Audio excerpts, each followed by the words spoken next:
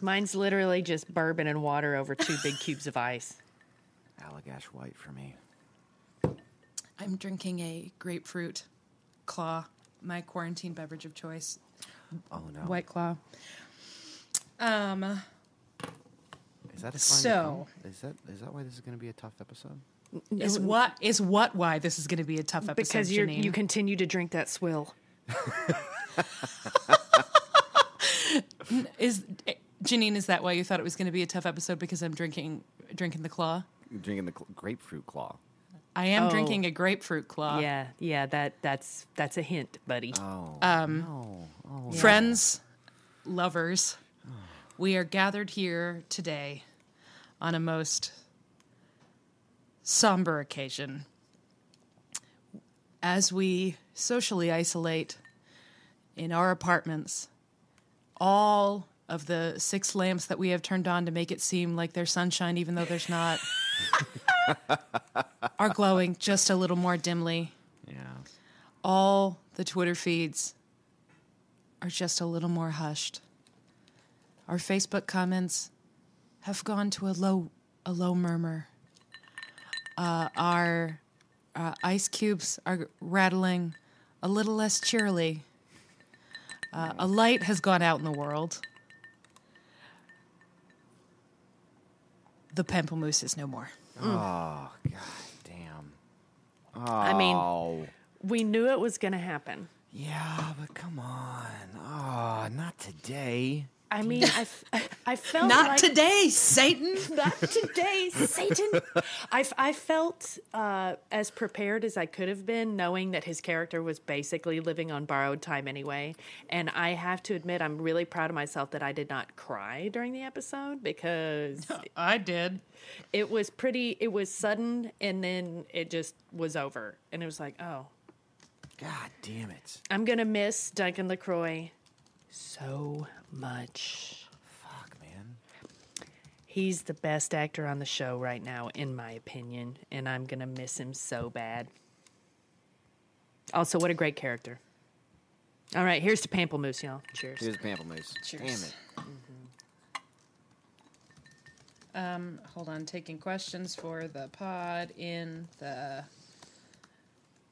Je Suis Show spoiler channel. Man. Okay, sorry. God. Yeah. I know, it stings, even though it is a fictional character. It just happens to be a fictional character that we've been discussing at length ad nauseum for 6 years now. That 6 years. We've added 2 years for these last 2 weeks. We've been in isolation. Yeah, That's true. Okay, so the last 20 years. I don't do math. No.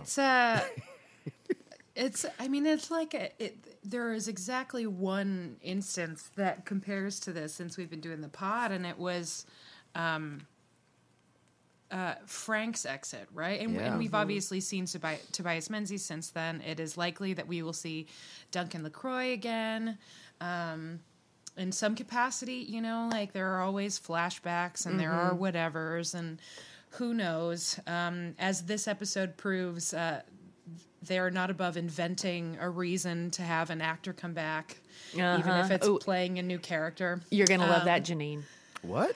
Oh, you'll see. We'll get there. What the fuck's happening? But it's, Murtaugh lasted a lot longer on the show than he did the books. There's a lot of book stuff to talk about this week, and for once, basically all of it's good. First of all, this is an excellent episode of Outlander. It's like a like season 1, season 2 level. Yes. Culloden, Faith, like it's on that tier. It is a definite top 10. It really made me think. It reminded me a lot of Preston Pans. Mm-hmm. Man. Somebody in the Crowdcast said it's like Preston Pans from the perspective of the British, which I think is really interesting. It's just incredibly well done on every level, and if they don't fuck it up, the next episode is likely to be in a similar vein, certainly a similar level of intensity. So, Jeez. it's the weird thing. welcome to Podlander Drunkcast, an Outlander podcast. I'm Allison. I'm Julie. God, I'm just in awe That's of your Janine. mastery. That's Janine. That one, well, that wasn't mastery so much as it just, I was like, oh, fuck, I need to say this at some point. I guess I better do that now. It worked. It worked. I'm so really good. glad. Anyway, we're talking about Outlander Season 5, Episode 7, The Ballad of Roger Mack, which, as I was just saying, is the best the show has been in quite a while. I don't know. I agree. I would have to look at an episode list to say the last time I watched an episode that I felt was this consistently good, because there have certainly been scenes here and there, right, on this level, this season, last season, even season 3. And obviously there are some very good episodes in season 3 as well, right? Like the episode where Claire decides to go back in time is really great. Like it's a really, really, that's the, what can I do? What can I do? That's that episode. You know, and there have certainly been highlights. I would never say otherwise. And there have been some truly shocking scenes, as this episode is truly shocking in a couple of places. But consistently, it feels like Preston Pans. It feels like Faith. It feels like Culloden. It feels like To Ransom a Man's Soul. It feels like I think it's because all of the plot lines were specifically about the same thing. Sort of. You know, there wasn't a lot of jumping back and forth between locations. Together. Right. And so I think that gave it a more, I don't know the word I'm looking for, just it like made it more compelling. Yeah, it just made it more compelling. Yeah. Because you were thinking about the same things all the way through, as opposed to having to kind of compartmentalize and bounce back and forth. So I think that was very effective. Anyway, this was a very good episode. I much preferred it to last week.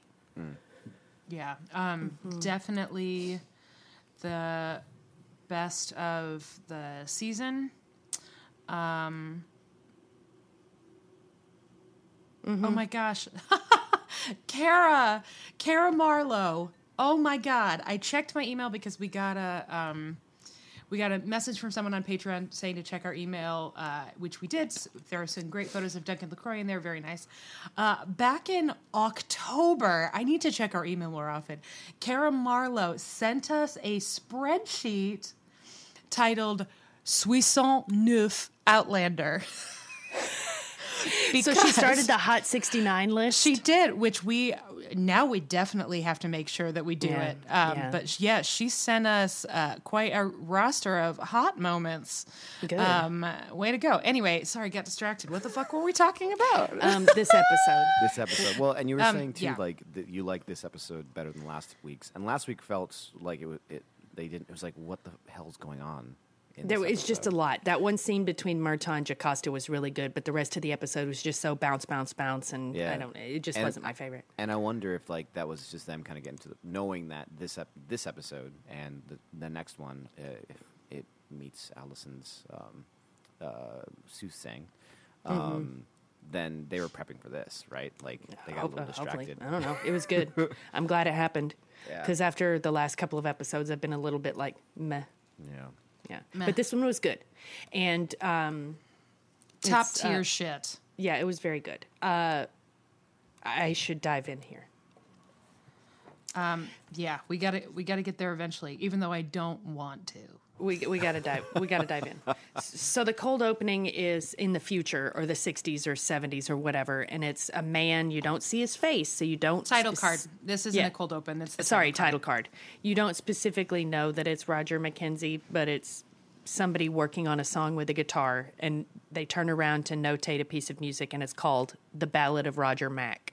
Okay. So Roger Mackenzie, and then we open with up some very like 60s duds too. Looked like he was working on a song that he was going to send to the Byrds or something. Yes. Yeah. And then we flop back to the past, and I'm sorry, but we had to start with a voiceover again. And it was Claire telling us that everybody's on the road to Hillsborough because that's where this big fight is. It's going to be their encampment, the closest place to whatever this fight between Tryon's forces and the regulators is going to be. And so we see that Claire goes with Jamie. She's like setting up a hospital tent, like all that sorts of shit. So it really does feel a lot like one of the battle scenes from season 1 or 2. And then we go back to Roger and Bree, and they are in Hillsborough proper. They're in the city staying at a friend's house. And what were their names, Allison? The It doesn't super matter. Shurston's. I don't remember their name. Yeah. The Shurston house. There's a line where Bree says, thank you so much for letting us stay with you, Mrs. Shurston. And she says, any service that we can render Jocasta Innes now is a service we are happy to render, or whatever. But before that, they're just hanging out in the Shurston's living room, in their TV room, in the game room. Yes, in the whist parlor. In the whist parlor. And Roger's got a guitar, and he's a noodling on it, which Julie... It was fine.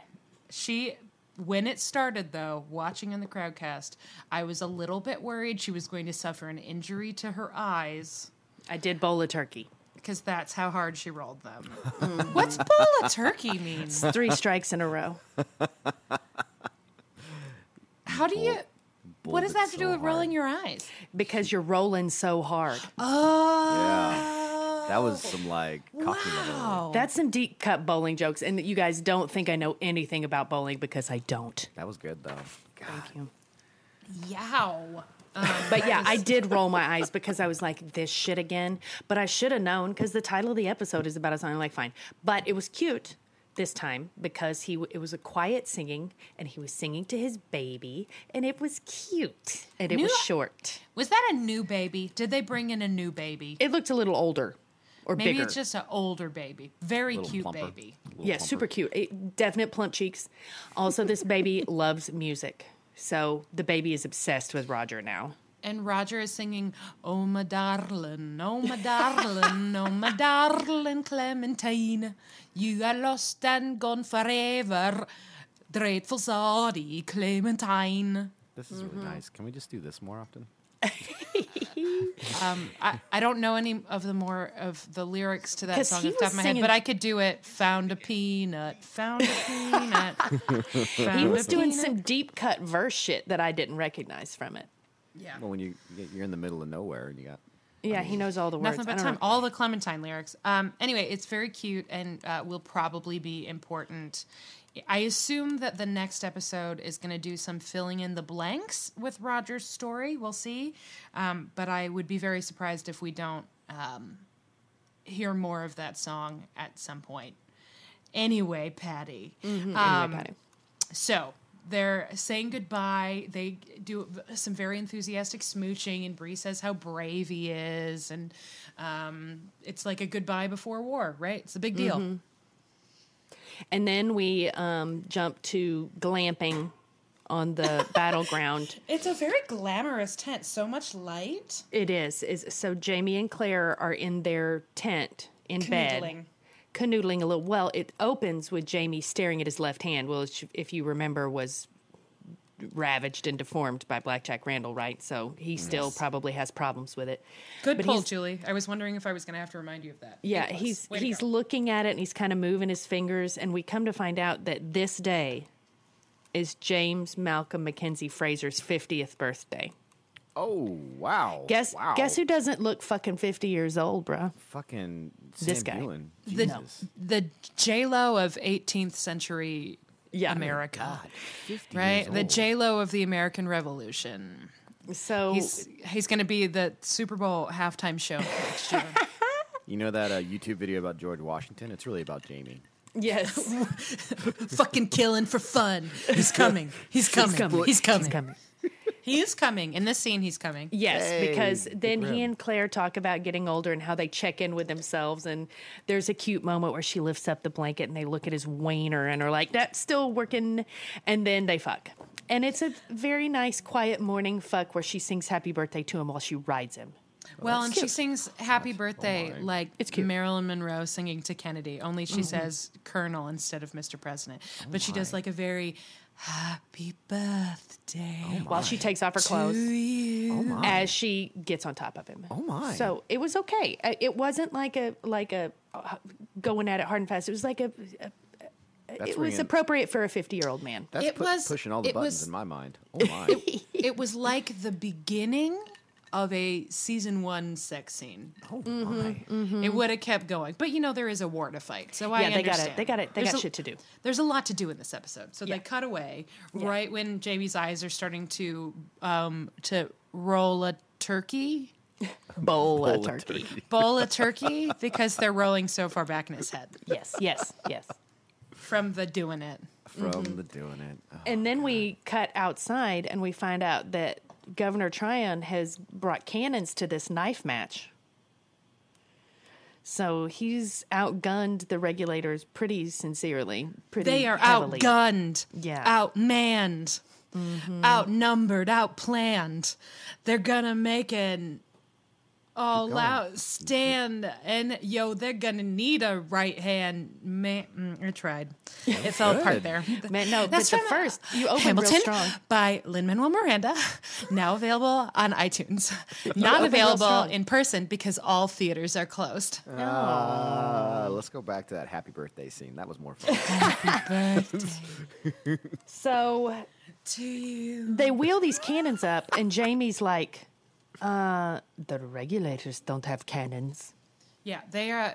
There's a line about, and this is by and large an extremely faithful adaptation. There's some stuff that they pull in from other books, from other sections in the books.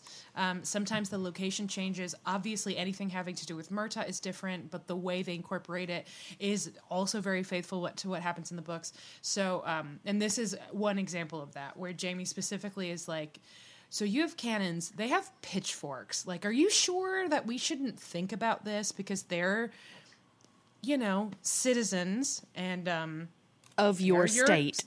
Subjects, basically, and you're going to fire cannons at them, which they are going to try to hit like wiffle balls with their pitchforks because they're farmers, not soldiers. Which sounds like dangerous fun. So Tryon is not having it. Yeah, he does. He is not trying to listen. And he's like, but shouldn't they do what I want them to do? I mean, we've come this far. And then Roger shows up all late. Why is he late? Was it because he was saying goodbye to Bree? Yes. Okay, well. Presumably. I was a little bit like, Captain Mackenzie, get it the fuck together. I mean, Clementine's a very long song. It has so many verses. True. It does have a lot of verses. But he all sidles up and takes his place. And then guess who shows up? Isaiah, that kid that ran away with the daughter in Browntown. You remember that shit? Yeah. Okay. Well, he shows up to be on the militia, but guess who else is on the militia? The pissed off dudes from Browntown, and they want to kill him. And Isaiah's like, no. And Jamie's like, hey, we're all fighting on the same side. So while we've got this war to fight, why don't you just fucking chill out? Get it the fuck together, Browntown. Right. And Browntown's like, all right, fine. As long as we have this fight to do, I'll let our fight stand until it's over. Okay, so remember that. And then, this is where Jamie passes out these cute little yellow pins that look like yellow flowers that all his militia need to wear because they're in plain clothes.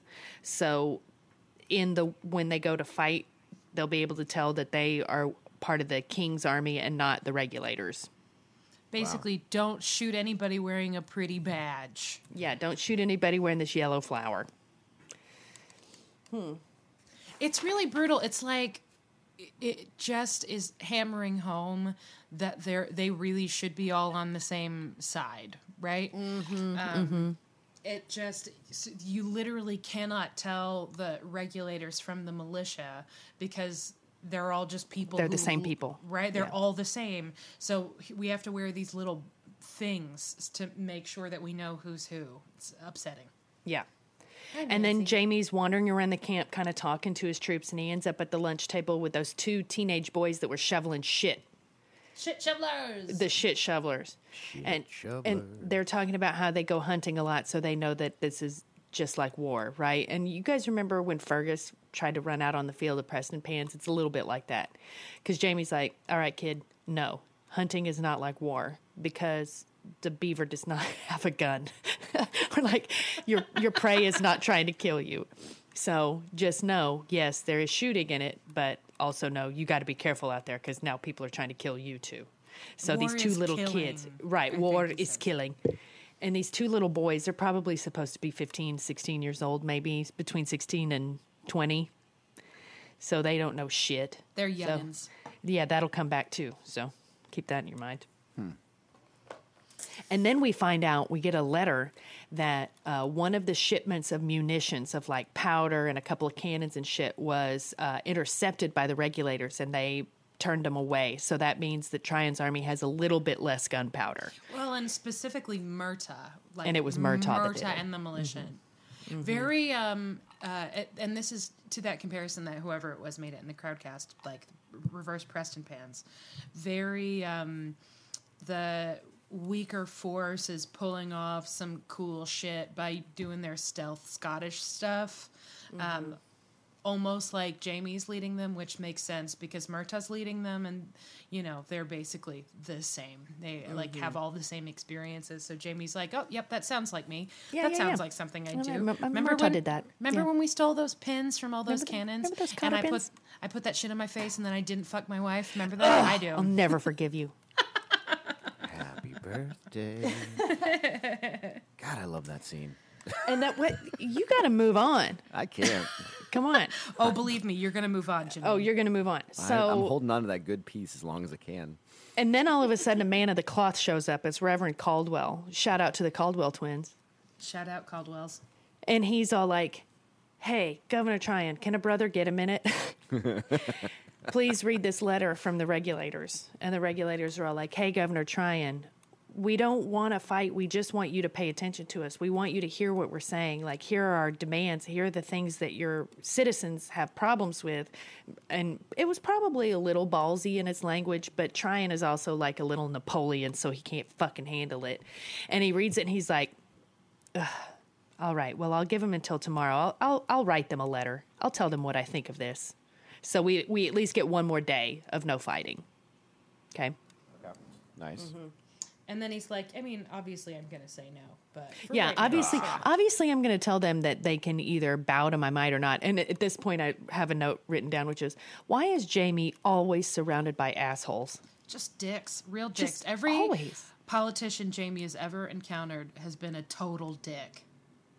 Yeah, and they're just, like, power-hungry, very, like, myopic views of what it means to be in power or to be a leader of people. I don't know.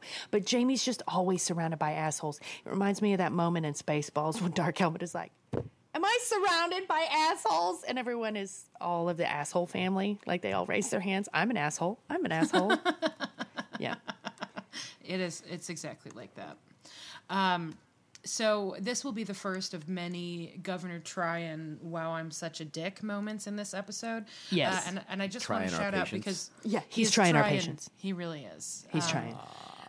They were calling him Governor Triflin in the crowdcast. That's good, too. That is good. Made me laugh a lot. I do want to say that we are going to end up talking a lot of shit about this character, and as is always the case, we are obviously talking about the character and not the actor, but in this case particularly, that means that the actor is really doing a good job. Yeah. Because wow, did I hate him. Mm-hmm. Wow, do I hate him so much. Yeah, he's a dick.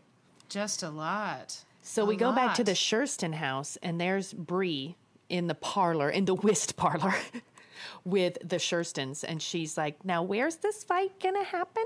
And thankfully Mr. Shurston has a wall map that he rolls out and is like, "At this river," and he points at it, and Bree, out loud like an idiot, is all like, "Something happens there.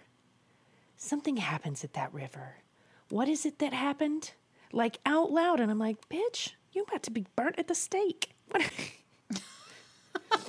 Would you stop? Would you stop with this? What happened there? I know something happened. I can't remember. Something happened. Something happened there.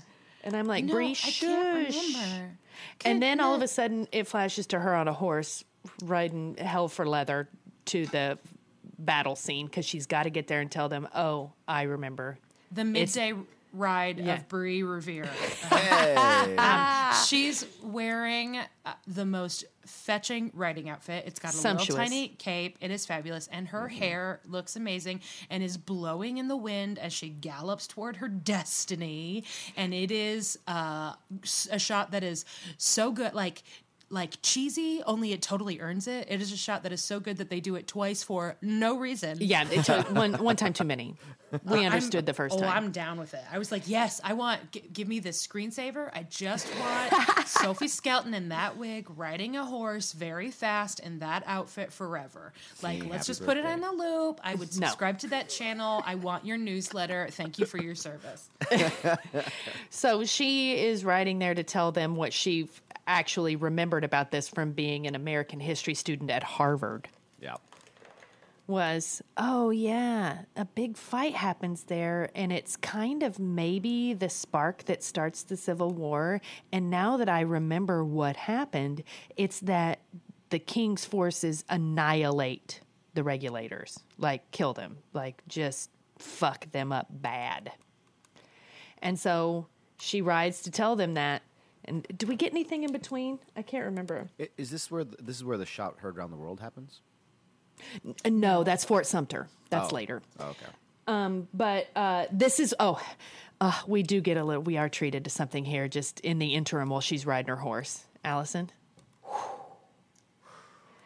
I watched Emma this week, and there were many times where I was like, "When is that guy going to come out of a river?" Or when is that guy going to come out of a pond? Like, I know how Jane Austen works. Yeah. And it's that a hot man gets in a body of water and then, like, alchemy, magic. I don't know. But we're treated to Jamie, without a shirt in a babbling brook. Yeah, he looks good. He's there for a serious purpose, though. This is he more is there for a serious purpose. That's right from the book. So obviously he is already distressed, but he's standing there. But they there. do give us a nice 5-second window where we can just admire his form, well, and it is there's admirable. A pan up. There's like a look at that part. Now look at that part. Now look at that part. That's taken all 27 of his abs and then taken his breasts and his devil horns or Jesus handles or whatever you call them. His 5 different sets of shoulders. Like, look at the wet hair, take it all in. By the way, now I'm gonna cut. This is very. I was like, hey, you know what, Daphne? Now we're even. I feel like you got this one in for us. So he takes his hand and he takes his dark and he cuts his hand open. Oh. And then he's speaking Gaelic and he dabs blood on his brow bone and on his chest, clavicle. And then both of his shoulders in the sign of the cross, and is obviously sort of praying or making some sort of plea of some kind. And Claire walks up and is like, first of all, she's like, hi. Ooh. And then she's like, oh, no, that's not this time. Okay, never mind. Sorry, I forgot we already did that in this episode. All right, never mind. Serious face. Happy birthday. How did God respond? And then he says, I was not talking to God. I was talking to Dougal Mackenzie. And Claire's like, wow, I mean, given, everything that happened. We murdered him together. Remember that thing? I didn't think maybe you'd want to chat with that guy in the afterlife. And Jamie's like, oh, no, I made my peace with my uncle a long time ago. And he taught me to fight, and he taught me war, and he will help if he can, right? So basically asking Dougal to be at his back, which is a thing that happens right in the books. And this scene in the books, and we'll talk more about this shit at the end, happens on the ridge, and she finds him stark naked, not wearing pants. Want to make sure that's clear. That is a major. It's my only adaptation qualm. I'm not sure why the pants were necessary, but he is at the time talking about both. He's making his peace with Dougal, but he's also thinking about Myrta, because when he goes into battle, he imagines and feels and believes that Myrta is on his left and Dougal is on his right. I think it's Myrta who's on the left, but Myrta is always there. And then Dougal, he specifically asked to go into battle with him, and it's a very somber, cool moment. So that Plus, is what that's about. Hot beefcake. I'm serious. Yeah, hot beefcake. But seriously, though, in Emma, why wasn't anybody ever coming out of a pond? All right, I'm over it. I mean, there was some running in the rain. That's what I'm saying. I thought he was going to trip and fall into like a ditch and have to stand up and have his poet shirt be all dirty and wet. Come on. I'm not sure that if you trip face first into a puddle that it's all that hot. It's hot. Especially if you're a gentleman and everything's always pressed and perfect, and then you get a little, okay, we're moving on. Wait, clumsy is hot? Is that what we were saying? No, not clumsy. Fucking dirty and wet. Because I've done that. Like, I've definitely just ate it. Like, tripped over something on the sidewalk in a suit. Did you land in a full puddle and stand up and was your poet's blouse wet? Yes, in fact. I ripped my pants and, like, I was according to me, hot. That's part of the appeal of Dick Van Dyke. Why do you think he fell down all the time? That's just the only thing to make him relatable. Yeah, it's because his center of gravity was off because his dick was so big. Speaking my language. Oh man. Chimney. I did have a note here. Somebody mentioned this. I can't remember if it was on the Slack or on the Facebook page. It might have been on the Slack. Claire's hair keeps like changing between being gray and not being gray. And it's weird. Like last episode, maybe she was supposed to be wearing a fancy wig because she went to River Run and so it wasn't gray. But this time we really get to see her grays coming in and I thought it looked really good. I wish they would just let her live that way. I agree. I think like if we want to try to imagine why that might be, it's possible that Claire would like powder her hair darkly or something. Mm-hmm. Certainly it was also lower light for the most part. But as a haver of many gray hairs, I will say that my hair looks like it changes color all the time based on which way I brush it. So like if it's kind of off to one side, it looks way more gray than if it's off to the other side. If I pull it straight back, then it's like there are chunks that are black and there are chunks that are white. And in this case, it was like you could see some pure white and some gray and some kind of like blonde and then all the brown. It looked great. Her wig was, in fact, all the wigs this episode were pretty aces. Although there was a real missed opportunity to put Jemmy in a bad wig because bad baby wigs also are run hilarious. In the family. They're the best wigs. I will say, though, that in the last episode when she was at River Run, there was no gray. It was weird. Because I hadn't noticed it till somebody mentioned it, and I was like, So my takeaway is maybe she has a fancy wig, or you're right, some kind of dark powder that she put on to dress up or whatever. Anyway, I like the gray, and I hope they just let her fucking rock it. Yeah, here. And then this is when Bree shows up and is like, hey, guess what? Y'all are going to lose bad. And Jamie's like, we got to go tell Murtaugh. And Roger McKenzie, Captain McKenzie, is like, I'm going to go do it. I'll go tell him. I can get into the camp. He knows me. He knows I'm from the future. He'll listen to me. He'll believe me, right? And Bree is like not super about that, but she also doesn't want to take anything away from Roger. And obviously Jamie sees the sense in it because if Murtaugh knows that Roger is a time traveler, then when Roger is like, hey, this is going to happen, and you know why I know this, remember? As opposed to just like, hey, here's me, a random dude from the company. I'm not a time traveler, but someone told me that this happens. It's a plan that makes sense. Mm-hmm. He shows up in the woods. So Jamie's like, okay, you can go, but you have to leave at night so that Tryon isn't trying to see you leave. And so Captain McKenzie sneaks out at night and goes into the woods to the regulators' camp, and we get to see Murtaugh Fitzgibbons stirring his men up into a fucking frenzy, man. It's quite a speech. Yeah, he's given a big speech to his guys about to go into battle about how we will not be stepped on, and it's just very blood-stirring, and he's just trying to get his men excited for the big battle. And I'm like, oh, this is really bad timing for somebody to come in and be like, hey, guess what? You should all just leave. I don't think this is going to work. So after Murtaugh gives this speech, like, how's he going to turn around and tell his guys, JK, just kidding, let's leave. So Captain McKenzie, Roger, tries to tell him, but Pamplemousse is too proud. He also, I think some of it is pride, but some of it is, there's a very good line. This episode is very well written. There's a very good line where he says something like, Roger's like, if you just, you're going to lose. You know how I know. I know you know, I know. I know you know that I know that you know that I know. And you know that I know that you know that we both know because of time travel. Why I know. And if they wait, Roger's, God, this is another really good Richard Rankin scene. Like just really clear, intentional, good face acting. Like if you wait a couple years, if they wait a couple years, if you wait a couple years, we will all be fighting on the same side, right? American Revolution, which Murtagh knows about because again, time travel. And then Murtagh says, a few years. Do you have any idea? Something like, do you have any idea how long a few years can be to men who have lost everything? And I was like, oh God. Is that why every week in 2020 feels so long? God damn it. Like, it just, and you can just see on Roger's face, he's like, well, I mean, what the fuck do I say to that, you know?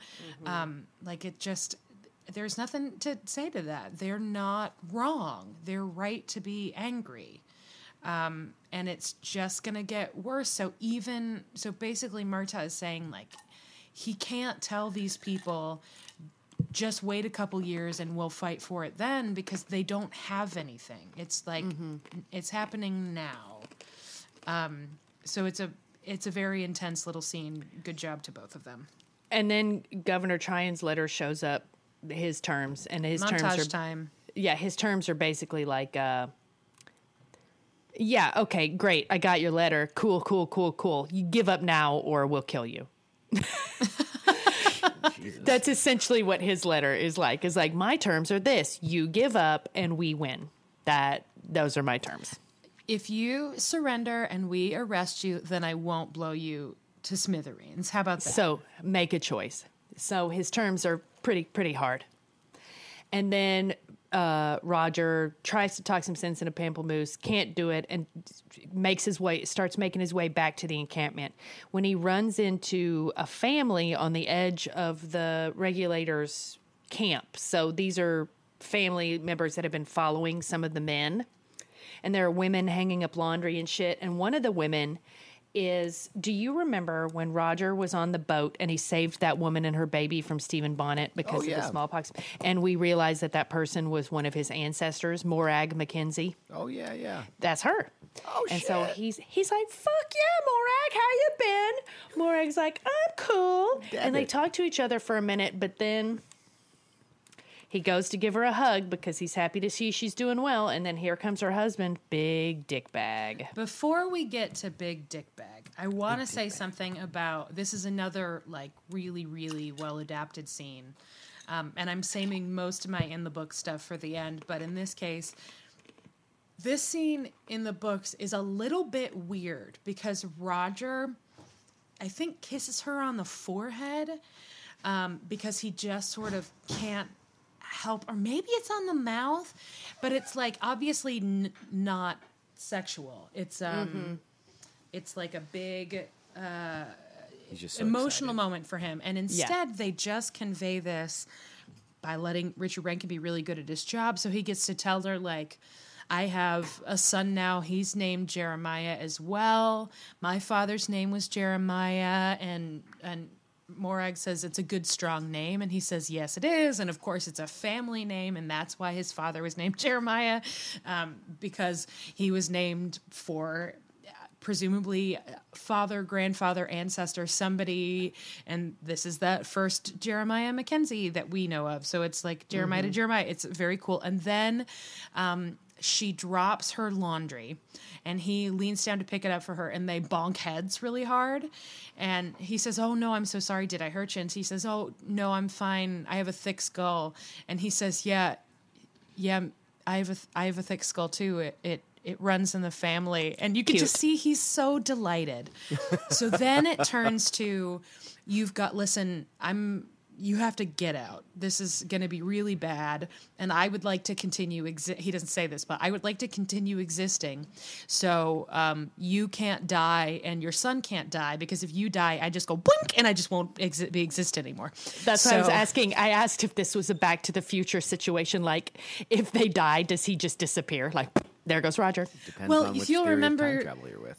It was that was a big debate in season 2, because the reason that Claire had to ask Jamie to not kill Blackjack Randall is if he killed Blackjack Randall, then in theory Frank wouldn't exist. So yeah.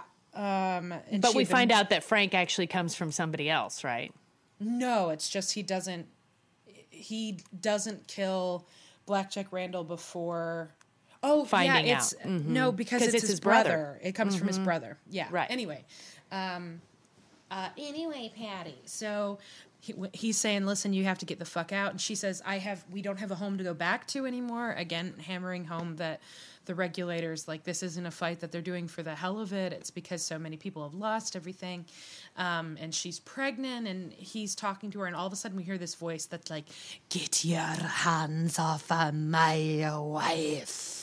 And then there's a hard cut, and we cut away on a suspenseful voice-first entrance. Yes, it was definitely purse first. And so we cut to Jamie getting ready for battle, and Tryon's got a gift for him. Hey, Janine, what do you think that gift is? More Tryon is patience. That's the only joke I got right now. Oh, hilarious. No, it's a coat. Oh. What color do you think that coat is? Fuck no. A red coat? Fuck no. He's like, "I think you'll cut a dashing figure in this coat." And Jamie's all like, "Barf, barf, barf." "You're one of my best colonels. I can't have you mistaken for a regulator," which is a lot like saying they have to know who to shoot at. Mm-hmm, mm-hmm. My fucking mouth. Again, I'm in like a permanent scowl right now. This fucking sucks. Yeah. Sam is. This is going to become a recurring theme, but especially it's like from this point here on out, Sam is very, very good in this episode. I don't know if I would say it's the best he's ever been, because I got a little minor quibble with it, because it sometimes, especially after the big event, it's a little bit too much watching the gears working for me. Oh, But I think this part, the jacket part, is crazy good. So good. Good. You can see all over his face that he is desperately trying to figure out a way to say no, and he cannot.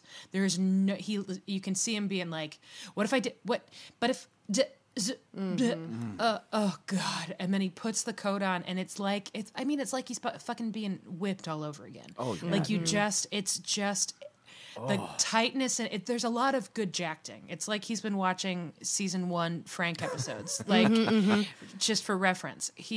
There's a lot of very, very good jaw acting, and he puts that coat on, and it's like, oh fuck. Gross. And there's a really good like throwaway shot to John Quincy Myers, and he just kind of like looks at the ground, like he doesn't. Like, it's disrespectful to look at Jamie that way. Mm-hmm. Like, he's trying to do him a favor by not looking at him. It's a very good... That actor, I think his name is Kyle Reese. I'll have to look it up. Has not a ton to do this episode, but every scene he's in, he is great. He's doing a lot of nonverbal acting. Like, literally... Which, frankly, fucking everybody in this episode is doing great. Everybody is good. Including the no-name... guest star, this guy they just pulled in off the street to play Buck McKenzie. The guy who's about to beat the shit out of Roger. Oh, dickbag. Lay your hands off my wife, whatever. They have a whole man conversation, and you can see that this guy, Buck McKenzie's kind of a dick to Morag. Like, he's abusive, and he's grabbing her and trying to shove her aside, and Roger can't abide it, so he takes a moment and fucking waits for this guy to kind of turn around when he's grabbing his wife, and then sucker punches the fuck out of him. Bad news, though, because he's surrounded by Buck's friends. No. So Roger's going to get his ass kicked. They go buck wild on his ass. What? There it is. They find out he's from... They pull the thing out of his pocket, and they find out they punch him onto the ground, and he falls, and it falls out of his pocket, and they see it. So the little yellow flower, right? So they know he's... badge. yes, they know that he is fighting for the king. Fuck. And then they say something like, "You're not going to be able to you won't. No one's going to know what happened because you're not going to be able to tell him." It hits him in the face with the butt of a rifle. Julie, did that guy? We're going to try to do like a dramatic recreation of what happened after we watched this episode. Okay. Which the people of the Crowdcast were like, "No, do it now, do it now. We want to see the reaction now." So Julie's watching. What did you think as you were watching? What did you think of that actor, Julie? When I was watching it the first time, I was like, this guy's a real asshole. He's kind of big, burly, and just kind of a dick. I hate this guy. And that's kind of it. Yeah, okay. So did he look at all familiar to you? Did you think like, Not really, not the first time I watched it. I was like, well, they found this big Scottish dude. Okay, he's got this kind of silly wig on. It was like big, black, kind of curly, like almost a Hagrid wig, but a little bit shorter. I was just like, okay. Yeah, no, he's here to be a kind of villain. Oh, he's going to kick the shit out of Roger. That's really where it laid until the end of the episode. What's going on here? You're about to find out. So we get to the end of the episode, and everyone is in the Crowdcast is very excited because and they've been talking about it all episode. At this point, they just want to watch Julie watch the credits. And just before the episode ends, Julie's camera goes out. So first of all, they're like, "Wait, did Julie see the end of the episode?" And I was like, yes, she did. I can still hear it. Like, yes, she saw the end of the episode. But presumably Julie is trying to get her camera back up so is not watching the credits. So Julie does not see the name of the actor who played Buck McKenzie. So then we get back on, and I was like, all right, the people want to know. The people want to know your reaction to this. So, Julie, what did you think of this actor? And we have a conversation. And then I start asking some leading questions, and all of a sudden she's like, wait. Go ahead, Julie. Is it Gilf? What the fuck? Yep. What the Graham fuck? McTavish, they de-aged his forehead a little bit. Pretty good de-aging. It's not The Irishman. It's pretty good de-aging. They put him in like a very bushy wig, also a good wig. Lots of facial hair. But so when you hear that voice, presumably some people, and I have to admit that it was spoiled for me, so I knew that it was coming. So I can't tell you whether or not I would have recognized it by the voice. I would not have. I didn't. But they have him say that line first so that, you know, people who recognize his voice know what's coming, and then there he is. Now, this is important, Janine. Get your oh shit gun ready, because Buck McKenzie is a McKenzie, right? That's how Morag gets her last name. They're married. He's a McKenzie. So we know from season 2 that Roger's ancestors, because he's a McKenzie, Claire did her detective work, he is descended from Dougal McKenzie and Galis Duncan. Oh. So Buck McKenzie is the kid that Galis was pregnant with. Oh, shit. Right? Presumably so it would have been, you know, circa season 1. Yeah. Which is why they had to de-age him, right? Like, because he doesn't look that young.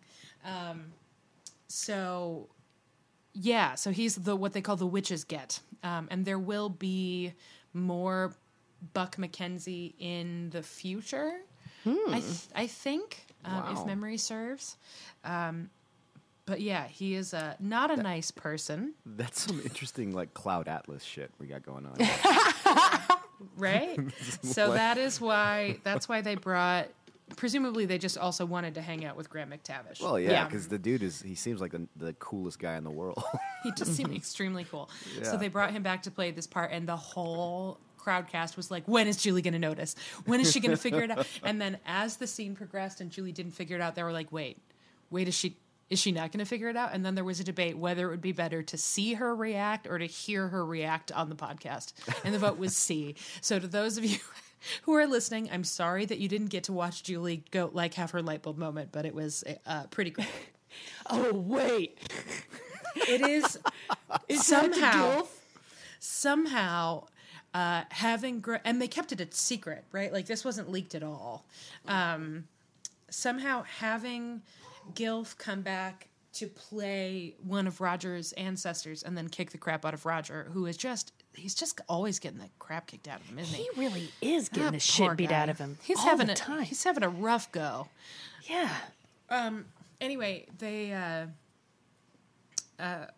it really says something about this episode that it's like the fifth most shocking thing that happens in this episode.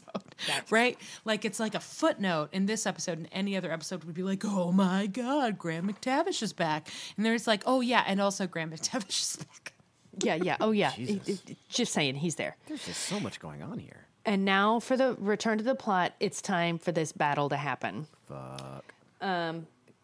Jamie walks towards his tent to come tell Claire they're about to leave, and he's wearing the red coat. She sees him in the red coat and gives it a hearty Jesus H. Roosevelt Christ because she can't believe what she's seeing, right? Yeah. And it's sad. And she says goodbye to him. And what was it that says? I was going to say good luck or something, and she goes something about soldier. Good luck, I guess. And then she says, I love you, soldier. And they have a very good smooch. Like it's a really good emotional smooch. Well, also, and I'm sorry, I got distracted for a minute because of something in the Slack. Did you talk about the very best Jesus H. Roosevelt Christ in the history of the show? Was that this one? Yeah, I did. She did say it. She let one out. Yes, I did say it. And it was like, Jesus H. Roosevelt Christ. And it was just kind of to herself. It was great. It was really like, oh God, you felt it because she knew what that must mean to him and what it must cost him. And man. So they have this really good smooch, and he says, good luck is fine. I love you is even better. And it's very nice. Oh, and then this is another line straight from the books. He turns back and he says, one day you and I will be parted. But it will not be today. And then off he goes. And it is... Yeah, that's it's good. like, boom. And then Bear McCreary's score gets really good. This is a... Janine, you should maybe watch this one. This is a very good episode. I don't think I should watch it anytime soon, though, because like it sounds like the relationship of Claire and Jamie right now is just hitting me in the right spot where I'm going to feel super lonely at the end of it. So I'm not going to do it. All right. But I'm loving this happy birthday thing and like all this other stuff. I'm still going back to that, huh? I can't fucking get over it. It's so good. Well, you should at least watch that part. Yeah. Jesus. Again and again. Over. So the battle begins, and we get everybody lined up, but it's like Preston Pans, except they didn't get the sneak around, right? So the regulators are just kind of actually just straight up trying to walk right out of the woods into this field. And the militia's like, cannons. First line, just start shooting. And so they're just killing these guys as they come out of the woods. And he also, there's another really good line in here. Before it happens, Jamie is like, hey, so this is, we have to just scare the crap out of them, but like, take prisoners, save souls. And then he goes, and watch for Mackenzie, because he's still missing.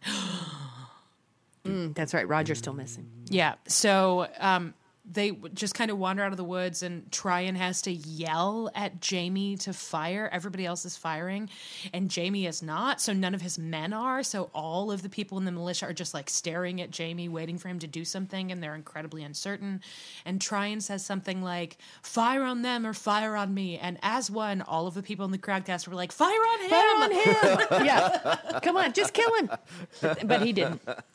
He's a man of honor. So they start shooting at the regulators, and then the regulators do what I'm sure they were trying to do to begin with, which is draw the redcoats into the forest, where they have a slight advantage, right? Because it's more guerrilla tactics, and they know the woods better and all that stuff. But it's very Scottish. It's very like, let's get them in here and then kick the crap out of them one by one. And at one point, Jamie says something like, fight as they do, and he starts using his gun like kind of like a cudgel, like he's knocking people out instead of killing them. There's a very good action sequence where it's him and John Quincy Myers.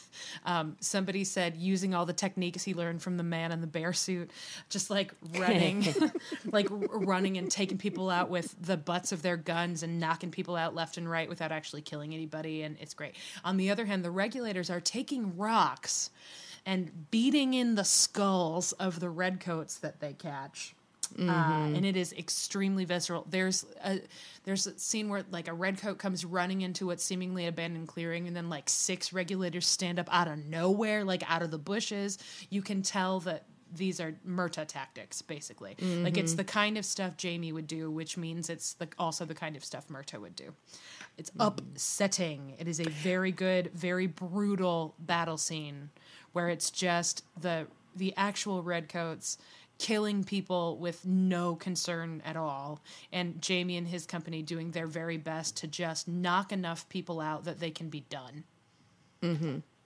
Really, and it becomes pretty clear pretty quick that the regulators are overwhelmed. They just don't have enough people, and so the militia wins for good or ill.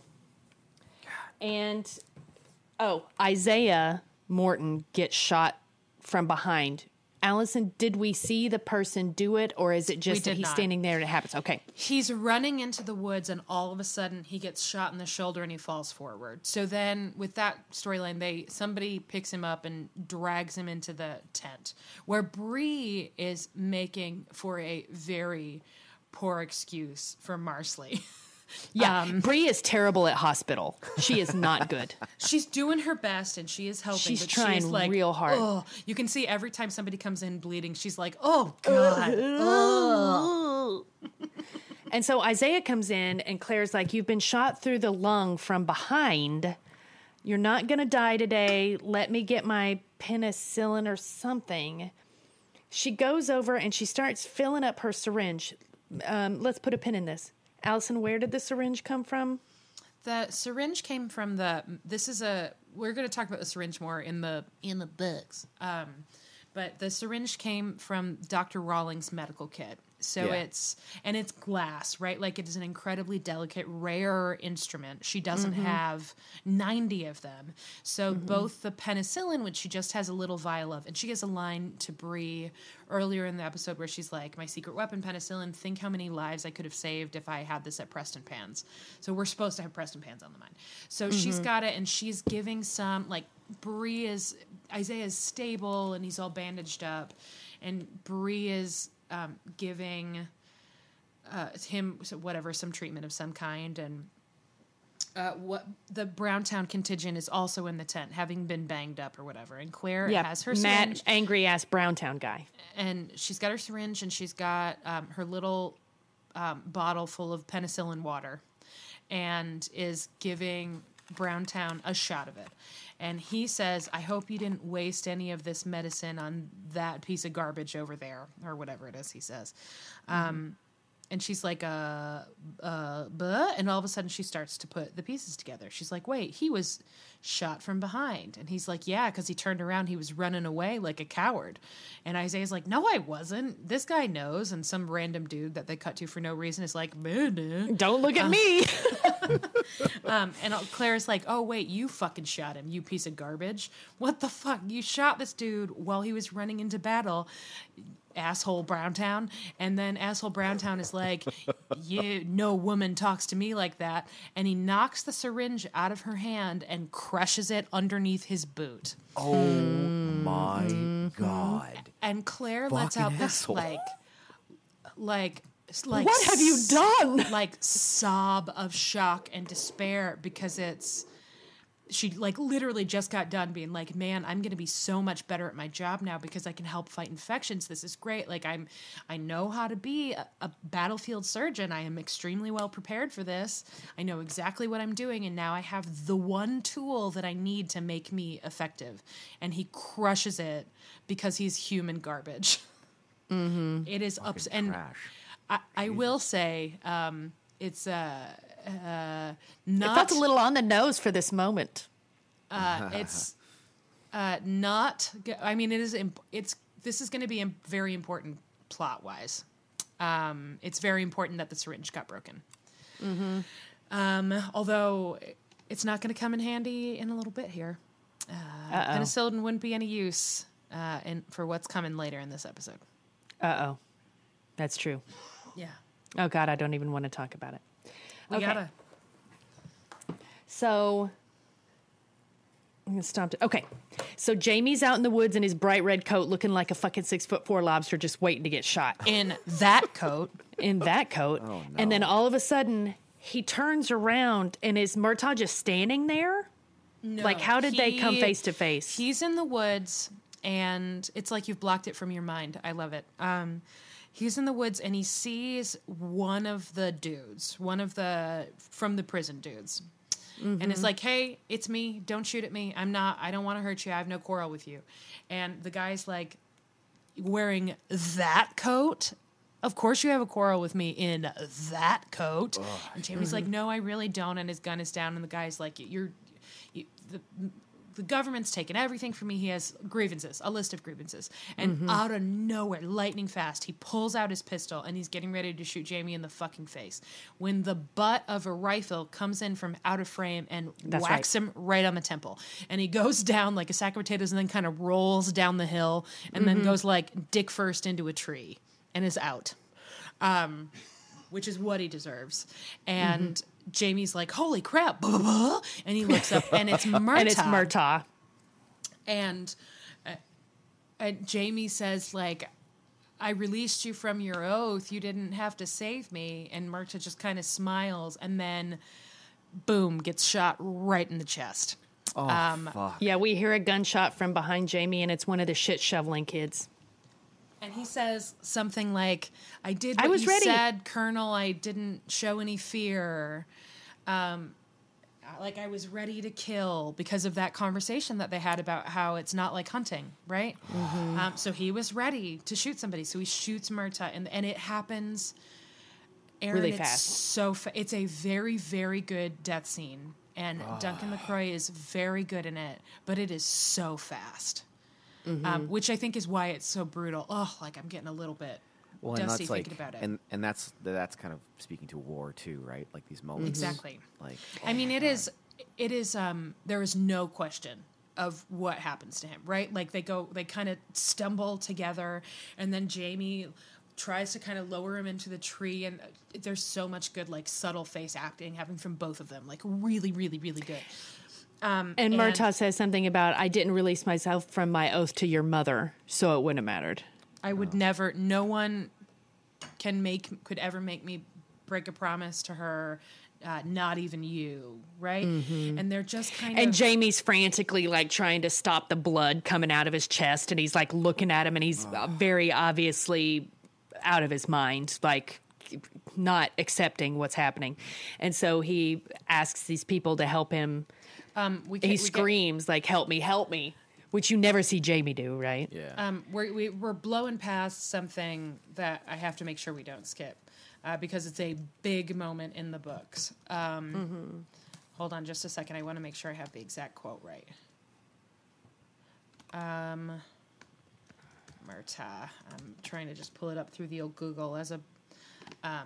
here we go. I was hoping that I wasn't going to have to dig it up in the books.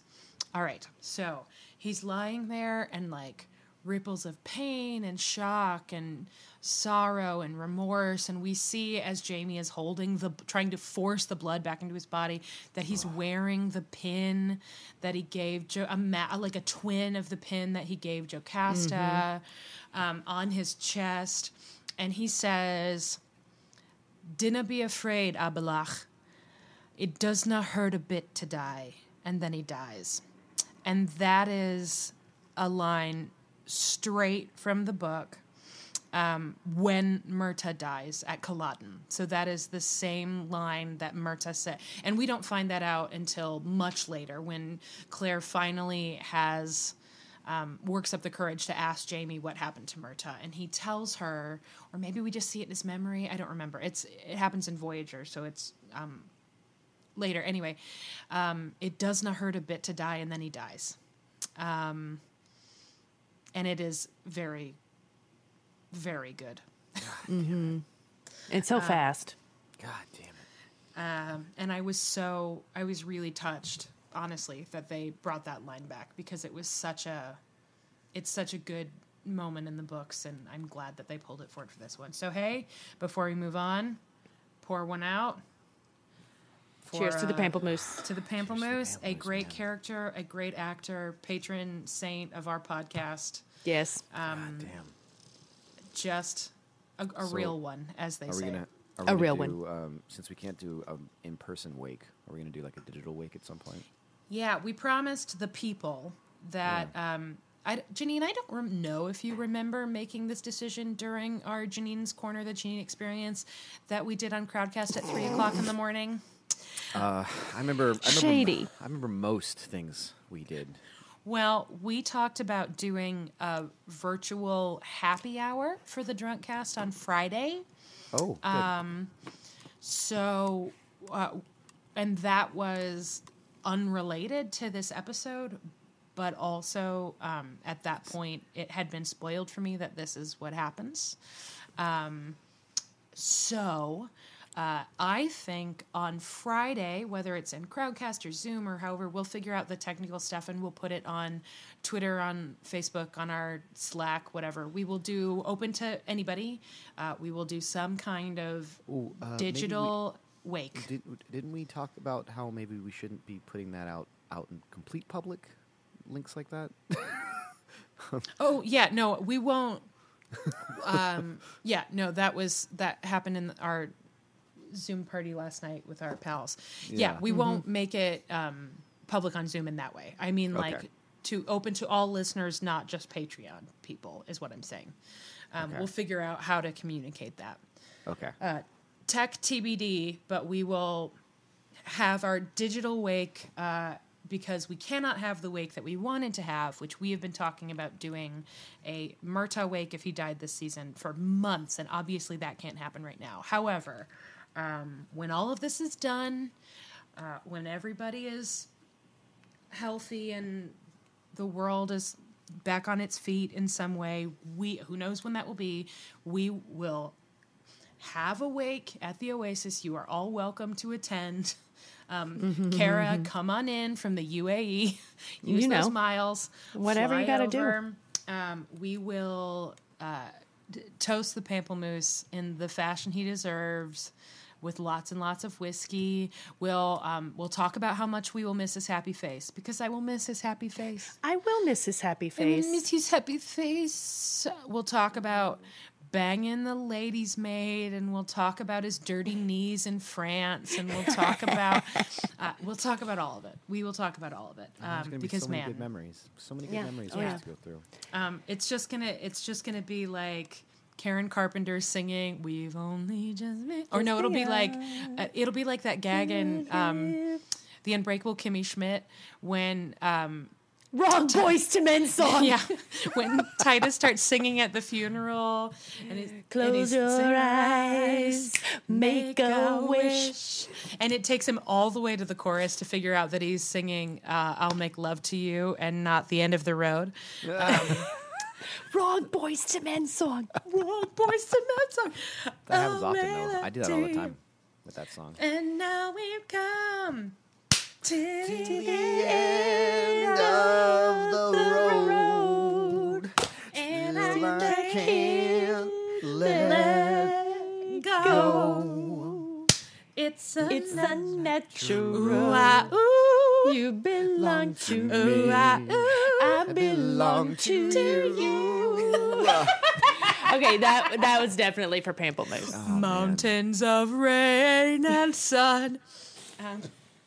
Yeah. So- Anyway, he's a real one. man. However, at this point, Julie knows for sure that Murtaugh's dead. I know for Yes. sure that Murtaugh's dead. John Quincy Myers know that Murtaugh. There's a squirrel up in that Everybody tree. knows he's dead, but Jamie. Except for Jamie, who immediately, as Julie said, starts screaming for help.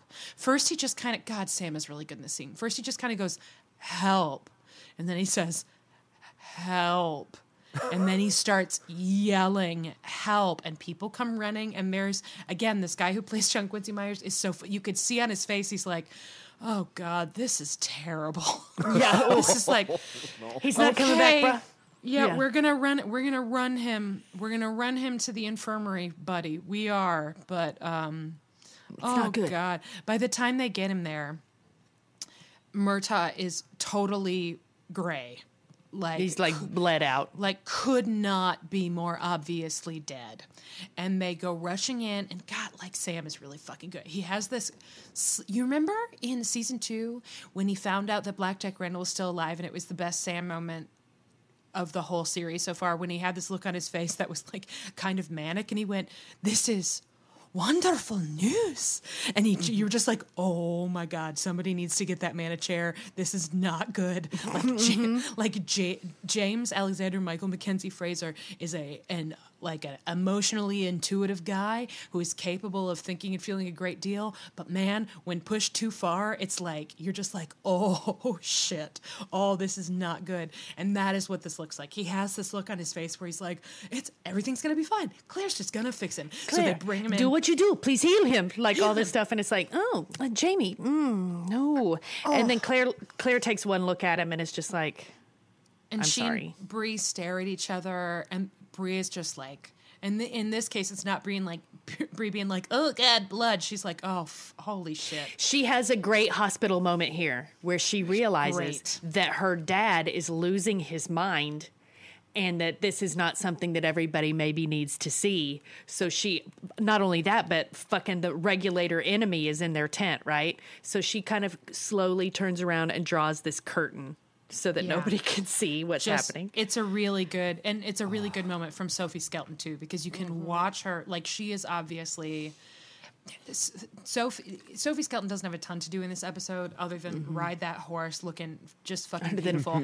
Paul Revere the fuck out of it with her beautiful coat. But in that moment, you can see like she is extremely concerned about her dad, but she is also grieving, right? Like he's one of the first people that she met when she came back in time, right? Like that was all about the same time. And she's, also still worried about Roger, but she has this very practical impulse. So she pulls the curtain. It's just, she's very good. It all happens in this little moment. And Jamie is just like, heal him. Go, please. Come on. Go ahead. Do what you do. Do what you do. And literally everybody in the tent knows that he is dead except for Jamie, who just can't accept it. And Claire just says, I'm sorry. And then he looks down at the corpse and says, basically it's like, hey, take backsies. I do not release you from your oath. Expecting him to just sit up and be like, okay, well, I guess I can't die then. It's just, fucking Christ. Yeah. You see why people wanted you to watch this one now, Janine. Yeah, I also know why you wanted me to get that beer. Fucking hell. Yep. So then, and Julie, tell me if I'm skipping anything, but like... This is when Jamie has had it up to here. Yeah. So he storms out of the tent, and who does he see but Governor Trying It?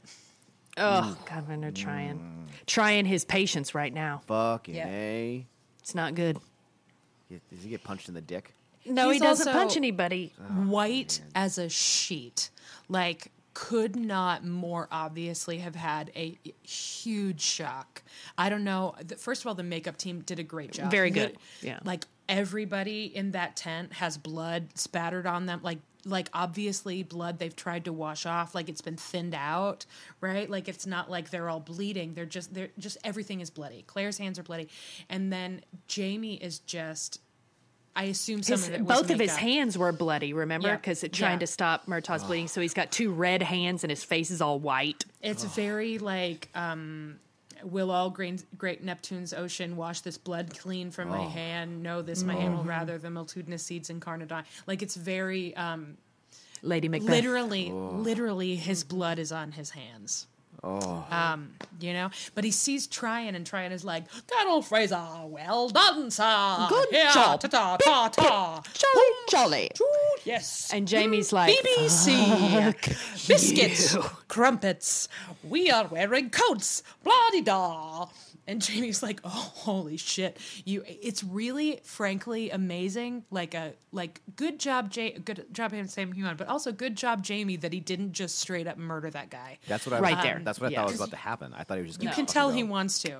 Dead. No, he says, basically is like, oh, so what you want to do is celebrate that you turned your cannons on your own people and that murdered people. It was a bloodbath for no reason other than that you wanted glory. And Tryon is like, excuse me? And Jamie's like, I said what I said. He actually says, it's something like, there is the law and there is what is done. And it's, Sam is so fucking good in this scene. Just like vibrating with anger.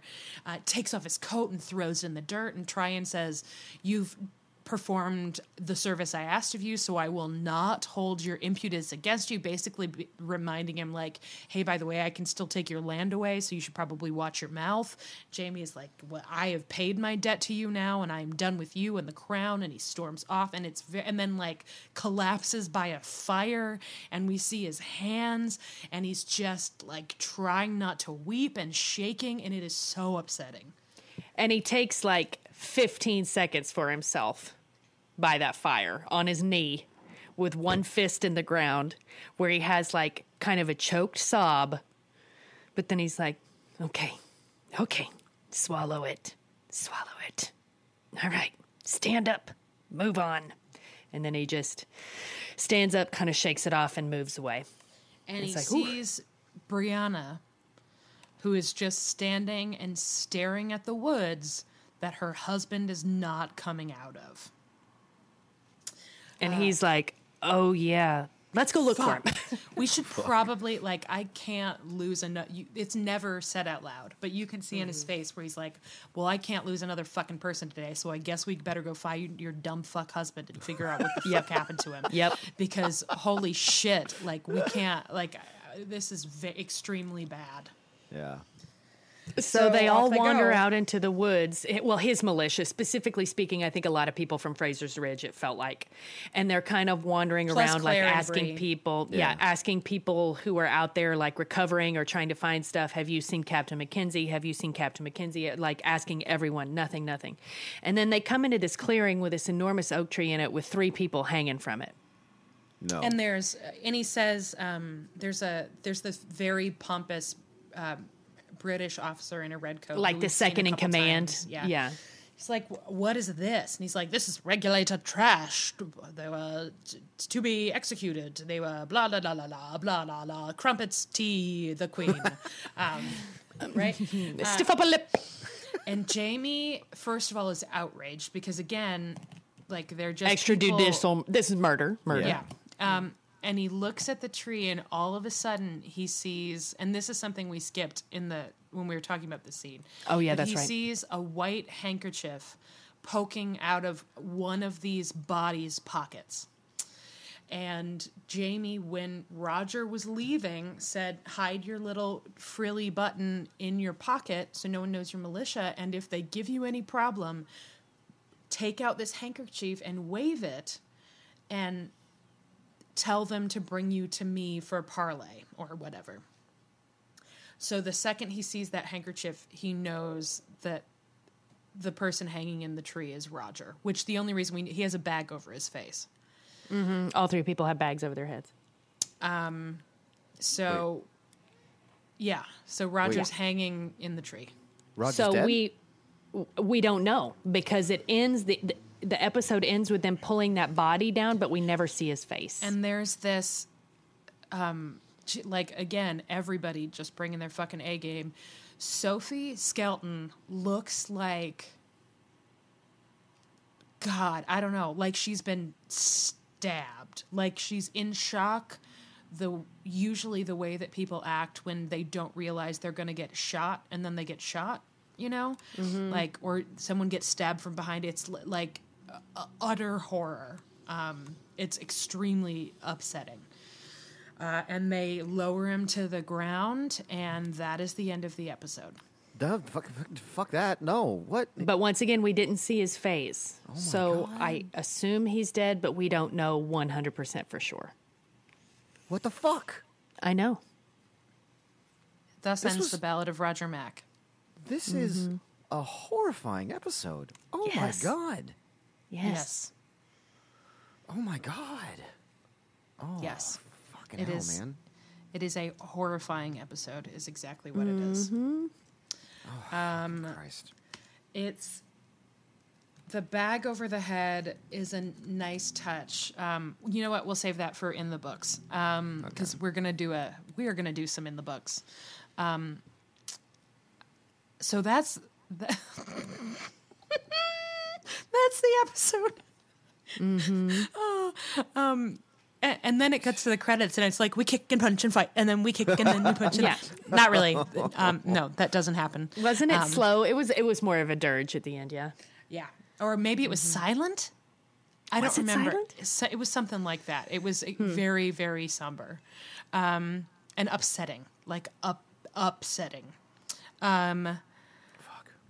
Yeah, this was an episode. I hope they do it. This is the episode where my hope was that they were going to switch out the credits and have Roger singing them instead. Maybe next week. We'll see. And that is what I mean, Janine, when I say that I think my guess is that the next episode we will see some of what happened between Roger getting a gun to the face, like getting knocked out by Buck McKenzie and hanging from that tree, although maybe not, because we don't really need to know all that much, right? Like they obviously knocked him unconscious and then put him in some kind of situation where they thought he was a regulator and he was executed. Motherfucker. Oh my God, that's going to be such a hard episode. Oh my God. Yeah. So Julie, when we were watching it, said at the very beginning when Roger was singing Clementine so beautifully, she said, "Oh shit, is Roger going to die?" Oh fuck. And then 20 minutes later, something happened with Murtagh. I don't remember what. And she went, "Oh God, no, is Murtagh going to die?" Oh. And then, and the whole time I was like, I'm not going to say anything. And I was just like stone-faced. And as it was happening, the people in the crowdcast were like, "Allison, good job. Good acting. That's really good acting. Good job. That's good face acting." That's funny. Yeah. Oh my God. Yeah. Yeah, twice at 2 points in the episode, I was like, boy, they are really leaning into this, making me think Roger's going to die shit. Like I said it twice. Because I was like, why do they want me to think Roger's going to die so bad? Well, is Roger going to die? That's why I think it's so devious, right? That you're absolutely right that the setup, especially with the title card, the setup is supposed to make you think Roger is in terrible danger. And then you keep thinking that based on the way they're filming the scenes. And then Murtagh dies. And because Roger, after he gets knocked out, just never comes back, you sort of forget. Right? Until they go looking for him. And even at that point, you're like, well, Murtagh already died. Like, he's just going to be prisoner or something. And then he's hanging from a tree. Mm-hmm. It's so upsetting. Tony Graffia wrote this episode, and I think she did just a fucking phenomenal job. Thanks, Tony. Just really, really good.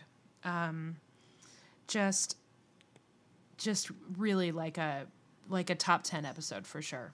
On all counts. Well acted, well directed. Even the wigs were good. Yep. You know, we can't always say that. Even the wigs were good. The wigs were good. The glamp tents were good. Like even there was good boning. Good boning. There's even the B story, I guess, which is Isaiah Morton getting shot.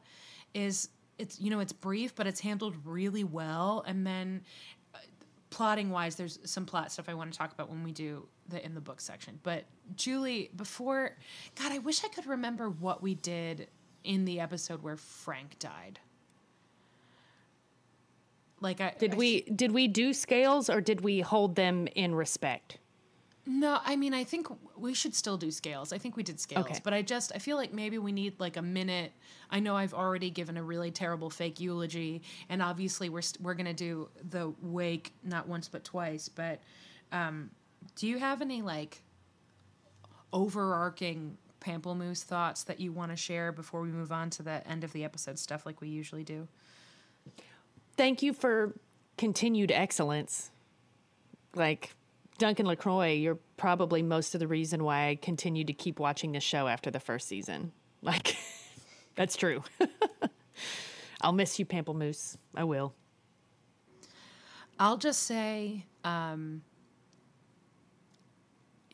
was so thrilled when they brought this character back, because having someone that, first of all, the character of Murtagh is a great character in the books, but he's so much more fleshed out in the show. And it's not just because he was around for longer. This was true in season 2 as well, when they looped him in on the time travel, and he sort of had this battle of wills Jamie and Claire, and it was fighting against his instincts, and he became this very, very important figure in the show as like the only person that Jamie and Claire could both be honest with other than each other. So finding a way to keep him around was a real stroke of brilliance. But honestly, even if it weren't for what it allowed them to do with the adaptation and for the really great stuff they were able to do with Murtagh and Jocasta, it was worth it just to keep a very good actor around for as long as possible. And I can't wait to see what Duncan LaCroix does in the future. But he was excellent here until the very end. That death scene like could not have been played better. It was just perfect. So thank you, Duncan, for being the show's first ever nickname. Which I honestly, I'm not being facetious. I think it is a big part of why the show is what it is. Like we sort of made that discovery and bantering with each other, and it was the jumping off point for a lot of fun that we've had over the last couple of years. So like, thank you for having a cool last name. Yeah. Because it allowed us to sort of explore the show in a way that was really fun and exciting, and and thanks for being a great actor and a good I don't know, a good one for the fans, someone who obviously really cares about the show and its fandom, and we are definitely going to do a Fitz mob for Duncan LaCroix. Newer listeners may not have heard the Fitz mob, but back when we were watching season 1, which we watched after we had already seen it obviously, but we recorded our season 1 episodes after we recorded season 2, because that's when we started doing it, was with the second season of the show. So then we went back into season 1. Anyway, we did something that we called a Fitz mob for Annette Badland, who played Mrs. Fitzgibbons, appropriate because he's Murtagh Fitzgibbons. It's great. It's even better. Right. Where we said, we asked our listeners to go on Twitter or Instagram, any social media account, and tell Annette Badland how much they appreciated her really good work on the show and to use the hashtag FitzMob. And we did it all at once. So we will pick a day. Maybe let's pick a day. So if the podcast is going to come out on Friday, let's say, maybe it should be a day early this week so we can have people come to the, we'll talk about that later. Anyway, what if we say like Tuesday? Tuesday is FitzMob day? What are we going to make the hashtag? Is it still going to be FitzMob because of Fitzgibbons? I think so. But it'll be next Tuesday, which is Tuesday. Hold on, let me pull up my calendar. Tuesday. Come on, go to April 7. Okay. That way people will have a chance to listen. So on Tuesday, April 7, go on whatever social media accounts you can find Duncan LaCroix on. I don't think he's on Twitter anymore, but you could still do it on Twitter and just use the hashtag anyway, and celebrate his great work and this terrific character by saying something nice about him, or the work that he did, or the writing for the character, and using the hashtag FitzMob. R.I.P. Murtagh, we love you. Yeah. So scales.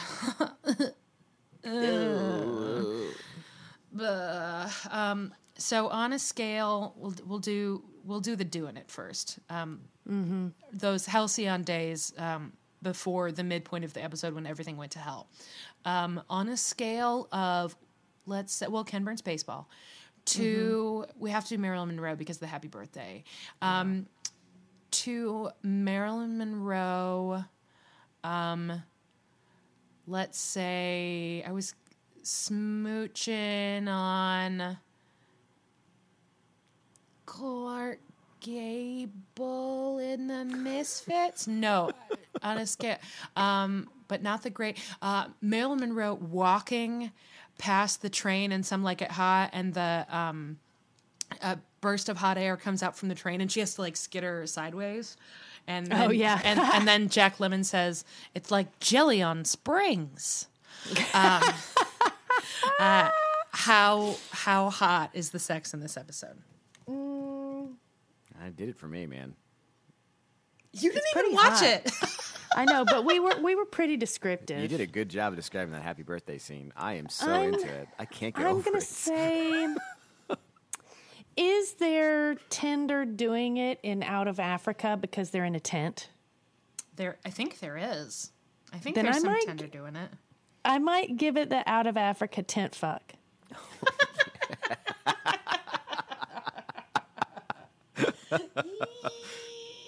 Good. That's good. Okay. That's so good. So now the costumes. And we've got some war. So on a scale of a college directing class decides to do excerpts from the HBO miniseries Band of Brothers and just has everybody wear black. A good baseline. I do love these new costume baselines. Thanks. To actual Band of Brothers on HBO. Where do the costumes fall on this one? Definitely closer to Band of Brothers, obviously. Yeah. Well, I mean, for that coat, first of all, there are two coats. There's Bree's coat, which is just like, that's a great coat. And then there's that coat. Mm-hmm. Which also, if they weren't... So Tryon actually has got a deeper thing here because he had to have had that coat made for Jamie because nobody's that size. Yep. So he really had to like go balls deep in that shit. Like he had that plan for a long time. Yep. I That's think gross. He really wanted to assert his, because we got all that stuff at the top of the season about how he thought Jamie was leading him on with the hunt for Myrta. Which of course he was, right? Like he was correct to be suspicious about that. So I think some of it might have been like petty revenge, basically. But man, it's one of the more impactful costumes of the whole show. And you're absolutely right that the fact that it fits him so well is part of what makes it such an unbelievable act of aggression, right? You're absolutely right that it was tailored for him. It's fucked up. Yeah, it is fucked up. So I'm trying to think of something that has something to do with a costume where somebody is presented with something that they truly don't want to wear but are forced to wear. Christmas Story?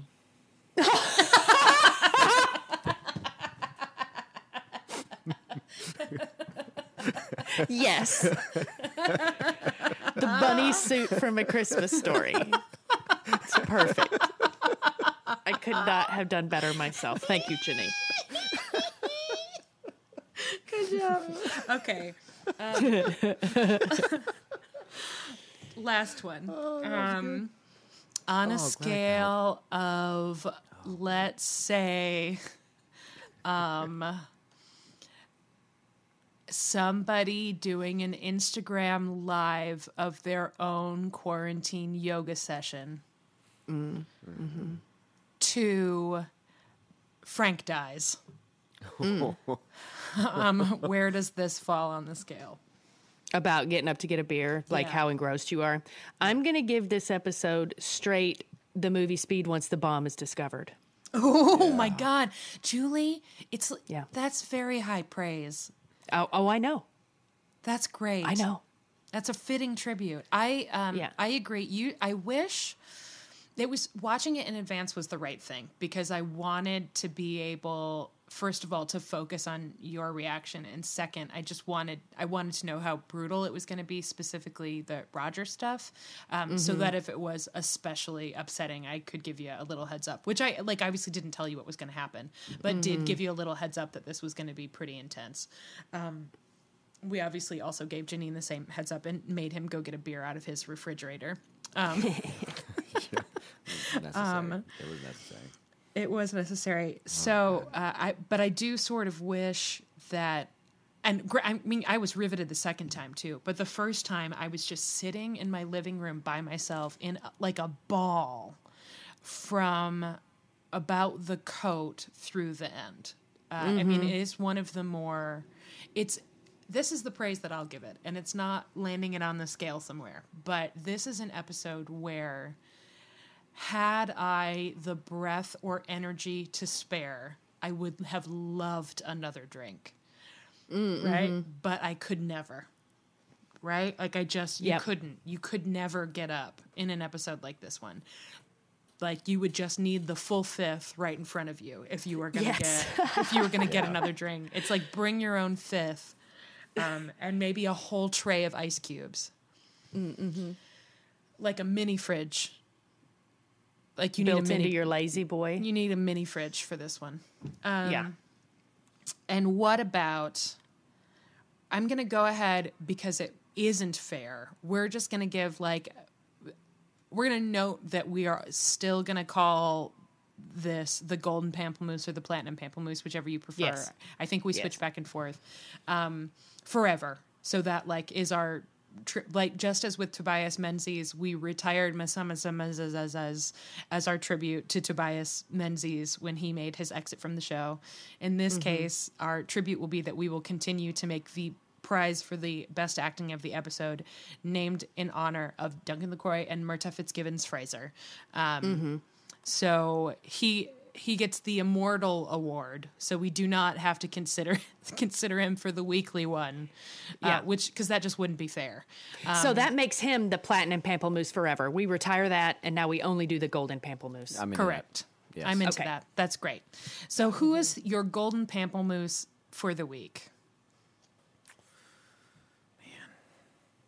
It's hard because I know.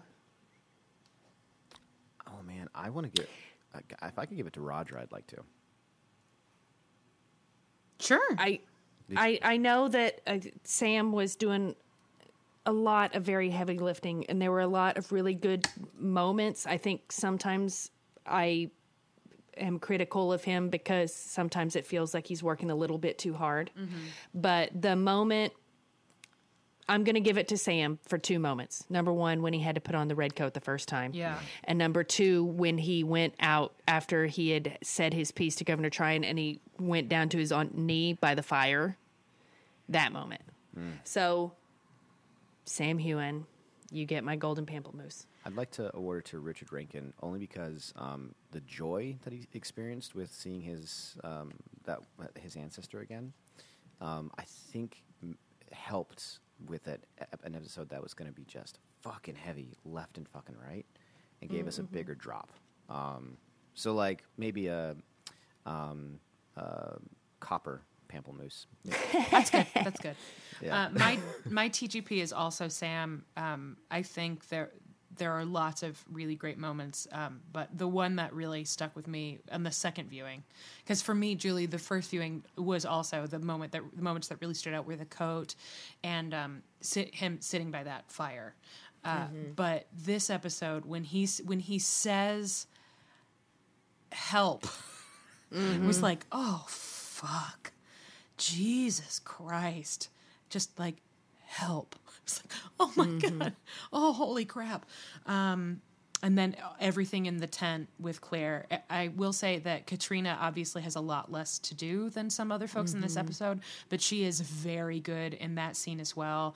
And Sophie Skelton, all of her nonverbal stuff from the time that Murtaugh gets brought in the tent all the way through the end is like just great. So little like honorable mentions to both of them. And like we don't always get to sing Sophie's praises all that often because I think the writing for Brie has been pretty weird. But she did some really great work this episode. And yes, Sam, TGP, TBH. It was just really, really good. So, thus ends the Ballad of Roger Mack. I will not say more about his storyline in the books. So I guess if you like hearing us talk about what's different in the books, but you're worried about being spoilers, I'm not going to say any more about whether or not Roger is dead and what it means for the show. If only because I don't know, because who knows? They change things. So I know what happens in the books, but I am not going to say.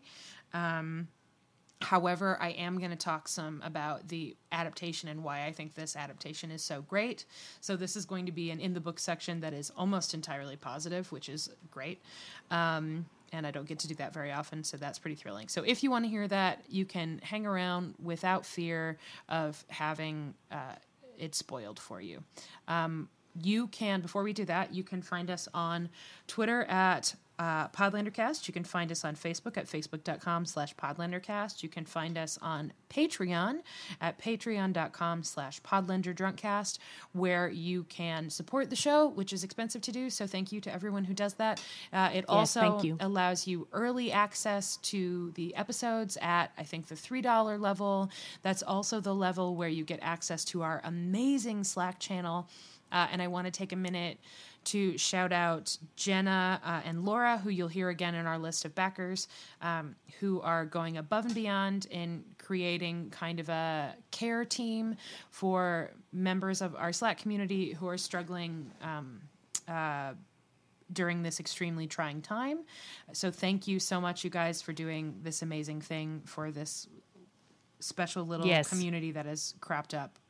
Thanks, y'all. Yeah, thank you very, very much. Also, again, thank you to all of our listeners, those in the Slack and outside of it, who work in the healthcare profession or who are working in grocery stores. I know in particular, Dr. J and Tanner Cole are both working, and there are others as well. Thank you for all that you're doing, and I hope that this very silly podcast, although pretty dark this week, but I hope this very silly podcast is making you laugh while you're doing some incredibly important work. You're the best. We love you. We want to thank all of our patrons for making it possible for us to do this show, but especially want to thank, hold on, my page is loading extremely slowly. Boop, boop, boop, boop. Do, do, do. Boop, boop, boop. Ba, ba, ba. Ba, da, da. Do, do, do, do, do, do, do. Ba, ba, ba. Oh, was that Doug? Nope. Do, do, do, do, do, do, do, do, do.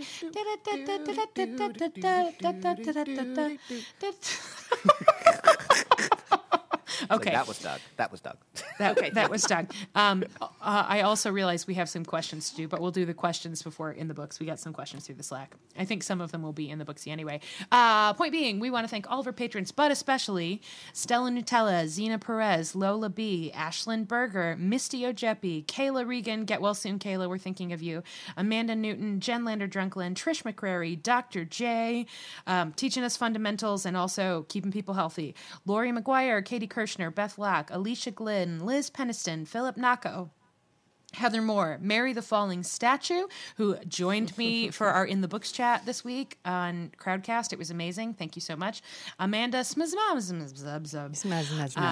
Whitney Harrington, Chrissy Shively and Mr. Chrissy Shively, Maria, Emma Lofald, Samantha Smith, Jenna Polkowski, Rachel Townsend, Steph Peterson, Tara Lucchino, Catherine Marshall Eastman, Chantel Salters, Mary Lumpkin, Crystal Nanavati, Ann Gibson, Ruth McCormick, Kara Marlowe, Flourish Root, Friday Payton, Kathleen Moniz, hi Mom. Hi Mom. Laura, Viv Pickles, sorry, gotta use her alias, and our Slack den mom, Kiki the Wise, as well as one new patron who would like to be left anonymous.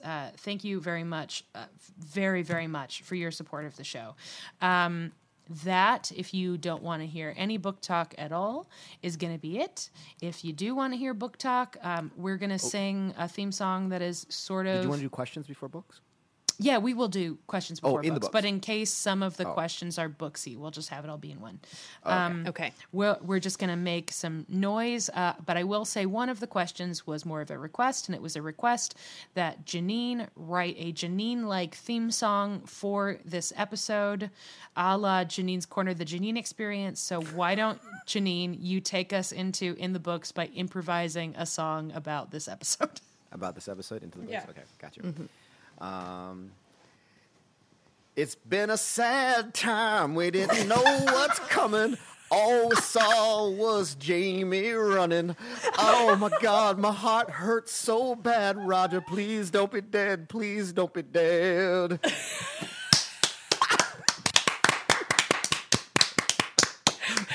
Genius. Brilliant. Earth-shaking. These are just a few of the adjectives I would like to subscribe to your songwriting capabilities. Oh my God. I think that was an Amanda Smazam request. So thank you for that, Amanda. Thanks, Amanda. That was really great. So before we do... Jamie's running! It's my favorite. All right. Here are our questions, and then we'll do some in the books. Heather R. says, thoughts on singing we all know Janine's thoughts on this. Thoughts on singing Happy Birthday. The select seems to be divided whether it was good or bad. I was in favor. I thought it was funny and kind of hot, and I like it when the show lets Claire remember that she's from the future. What do you think, Julie? Yeah, it didn't bother me. Oh boy, it did not bother me. I can't wait for you to actually watch that scene and report back. All right, this is an in the books question.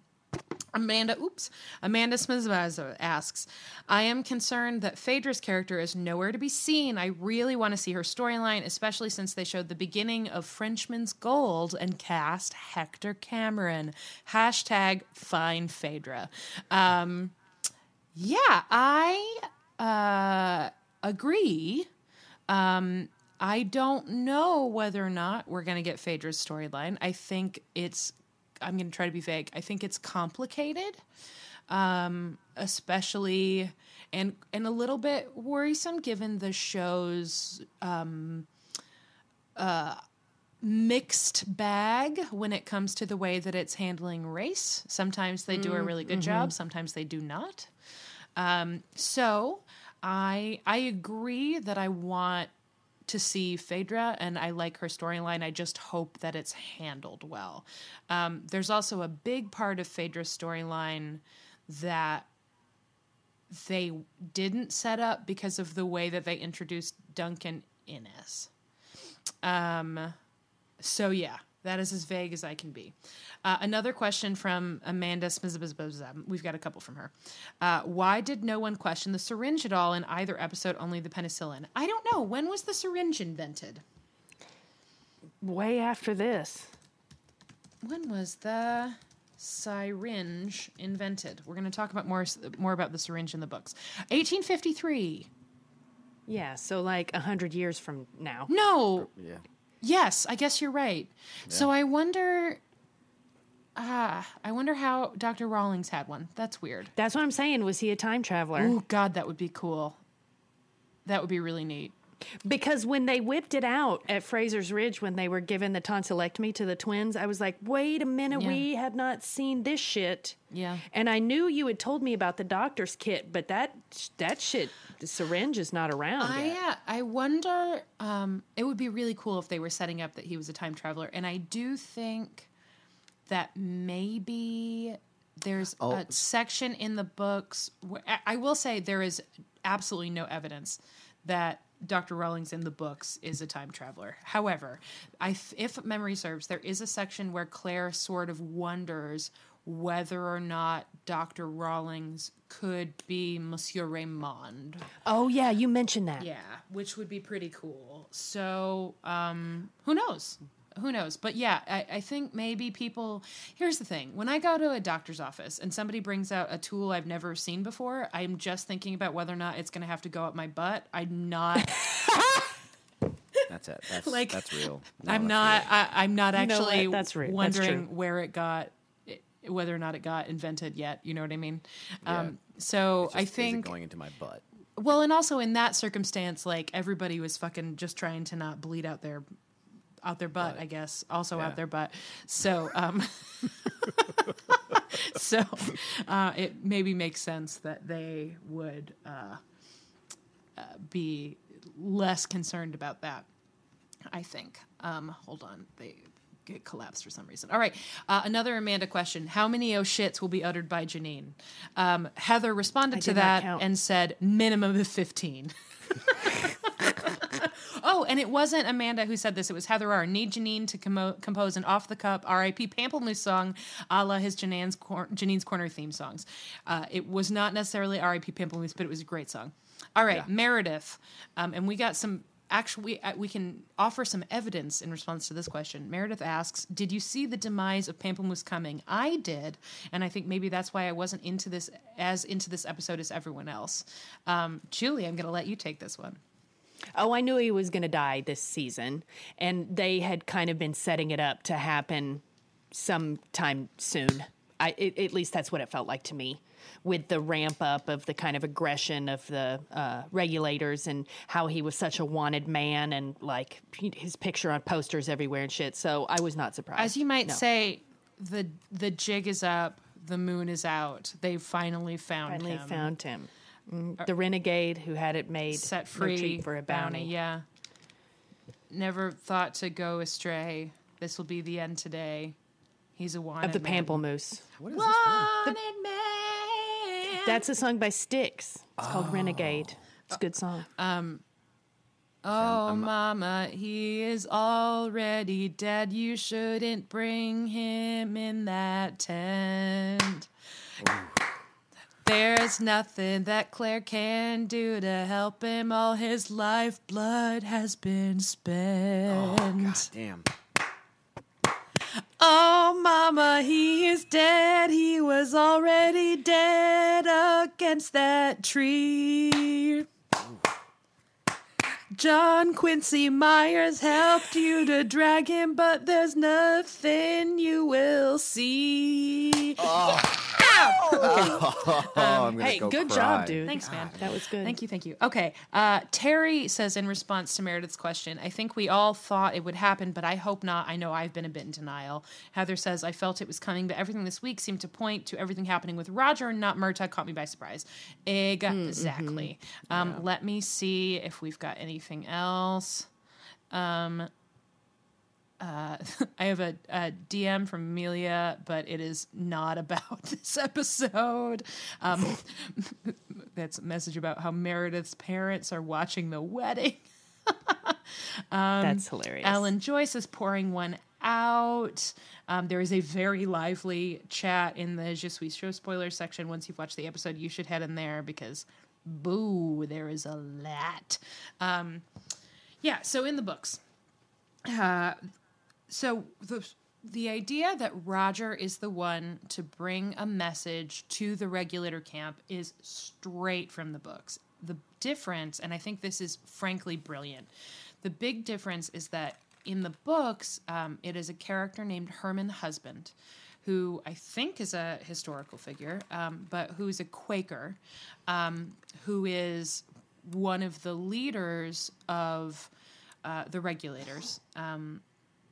And Roger goes to him and he recognizes him just as Murtagh does, and they have a very impassioned discussion in like a cabin where Roger is basically saying, listen, people are going to die. I understand and agree with you. You are right, but this is the reality now. If you stay, people are going to die. And Herman Husband says basically, I can't just tell these people to not fight for what they believe in anymore. And he's like, yeah, but if you leave, I think others will too. You being here is keeping them here. You inspiring them is keeping them here.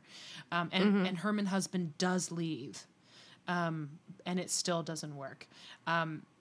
So the simple decision and this is a decision they made last season, right? The simple decision to have Murtagh be a regulator. I don't know if this is what they had in mind when they made it, but that it pays off hugely because the increased, think about all of the things, just changes in given circumstances that make what is basically the same storyline that much more intense. First of all, there is a personal relationship. Second, he knows that Roger is a time traveler. So there isn't it's not just speculation and it's not just about the canons. It is, you know what I am. I can tell you this for sure. This is what happens. Then there's the whole question, because of the focus of season 2, of whether or not you can change fate. And Murtagh knows what it was to try to win a battle that you lost, that you know you've already lost because of what a time traveler knows about history. Like all of this stuff is already mixed up in it. And I think even though no one says the word Culloden, I think lies underneath all of it, right? Like Murtagh has already gone through this thing where he has to do what is counter to his beliefs in the hopes of changing history, in the hopes of the promise of what a time traveler knows, right? Like it was really hard for him before he knew what an idiot Bonnie Prince Douche was to work against a cause that meant so much to him. So, so I think all of that makes it much more intense. Then, obviously, Jaime and Murtagh being on opposite sides, Jaime already in the story is racked with guilt about these people who have understandable grievances. Normally, he would be with them, right? He would be on their side, but because of the decisions he's made, he has to be, you know, working with Tryon. He has to do a thing he doesn't want to do because he's obligated to, because of the zillion choices. The land, but also, like, he can't, because of his release from Artsmuir, he can't speak out against the crown. Or he could be put back in jail again, because it's just like how he's not supposed to wear a kilt anymore. Like all of that stuff, it's all of one. And then just adding the code in just makes it that much more, right? Like it's all of the regulator stuff is amplified by the fact that it's Murtagh, but so is the Roger stuff, because it isn't just Roger sort of doing a spy mission. It was very specifically to try to save Murtagh. And then when he has that line for the love your godson bears you, like it makes it that much more intense. So then Roger going over there, it's still, in the book, it still makes sense why he does it, and it's still a worthwhile pursuit to try to make this stop, but it just, I think, makes it all the more not as tragic, strong, right? Like it's just really great. And there are without spoiling too much, there are lots of little things that this episode does where the things that are different for the book are different in a way that makes them even better on television while being incredibly faithful to the book. Like I said, that line that Murtagh has as he's dying is straight from his death scene in the books, even though it's at Culloden and not at Alamance. There's the syringe thing is really important because there's a storyline coming up where it is important in a cool way for Bree, like a cool character thing, that Claire doesn't have a syringe. Because she needs to be able, very urgently, needs to be able to administer a medication intravenously and can't because she doesn't have a syringe. And it's just like a really cool thing that happens. But also, you know, there are still wounded. Claire still has people to treat. And there's that one throwaway line, if I had had this at Preston Pans, think about all the lives I could have saved. And then you think about Preston Pans, and you think about characters that died at Preston Pans, right? Like there, like there were big deaths in that battle. That was a hugely important episode of the show. So it just, that one line then makes it, you remember all of the people who died in ways that Claire couldn't do anything about because she didn't have the right tools. And in this case, she did. And then because of the fucking Brownsville episode, we have this setup to have this loss. Like, it's just incredibly well constructed. All of the pieces fit together. Like, all of them fit together. And it is really, really great. Up to Claire, like, because we spent that time with Murtagh and Jocasta in the last episode, taking that brooch and putting it in her pocket, and we know what it means and we know who it's for. Like, we already know who's going to get that. It just, I've been really struggling with some of the adaptation choices for the last couple seasons. This season, some of it has been better, but they've also been, unfortunately, like, handling individual storylines really well and then just putting too much in an episode and it's too rushed. Yeah. This was perfect. It perfectly paced, not overstuffed, not underdeveloped, and everything fit together. Also, like, here's this isn't a book thing. It's, I can't remember whether or not Jamie's birthday happens on Alamance. I'll have to go in the book and check. But that, taking stock, that's all straight from the book as well. Not the happy birthday, but everything else. My cock still stands up by itself in the morning. It's all straight from the book. But Murtagh died on fucking Jamie's birthday. Or I guess maybe it's the day after Jamie's birthday. Oh, it is. It is the day after his birthday because remember they give him a day. Like, but still, that's rough. Taking stock of all the things I have and all I can be grateful for, and then everything goes to hell. Just fucking everything goes to hell. So yeah, Tony Graffia, good job. Agreed. Really good job. And I can't wait to talk about more book stuff once you've seen the next episode. But we can't talk about it until then. That just means to me that Roger's not dead. And that's okay. Even if he is dead, it's something about him. I think I'll say this without spoiling anything, because I don't actually know, right? Like the book and the show are not the same. So who fucking knows? Right. I will say that there is no way that Richard Rankin doesn't do more acting, even if Roger is dead, right? Okay. Like, because we can't go from Mrs. Mackenzie, how nice to see you, now I'm going to get hit in the face with the butt of a rifle, to hanging from a tree. Mm-hmm. That's why I would guess that we will fill in some blanks next week. Oh, for sure. But there is absolutely a chance that the next episode is Richard Rankin's last episode. Okay. I don't know for sure, but there is a chance. For sure. Woof. Yeah. And for sure, yeah, I won't say anymore. Okay. I would be very surprised, however, if my darling Clementine doesn't come back. So. Okay. Anyway, that is going to do it for In the Books. If you want to talk more about, if you've read it and you're in the Slack and you want to talk more about it, I'll hang out in that channel this week. Maybe we'll even do another cardcast, because obviously there's only so much I can say. Because yeah, it's everything gets pretty nuts from here on out. Okay. I don't know why I'm laughing. It's incredibly sad. Okay. We'll have all kinds of feelings next week, and we will put on our social media accounts whatever we decide to do with our Digi Wake, our Murta Wake that'll be happening online. So, and then Tuesday, April 7th, Fitzmob. Yes. All right. That will do it for us. Do you guys have anything to add? No. Okay. Yeah, that was a ride. I'm tired. I need another drink.